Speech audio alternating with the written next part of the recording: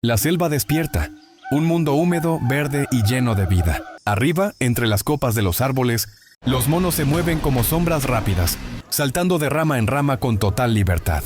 Los loros colorean el aire, gritan, vuelan y protegen sus nidos escondidos en los troncos más viejos del bosque. En el suelo, el jaguar avanza en silencio absoluto. Cada paso es preciso, cada mirada un recordatorio de que este es su territorio. A su alrededor, pequeñas criaturas trabajan sin descanso. Hormigas, ranas diminutas y mariposas que brillan como hojas mágicas. La selva es así, un hogar inmenso donde cada animal encuentra su espacio, su ritmo y su historia.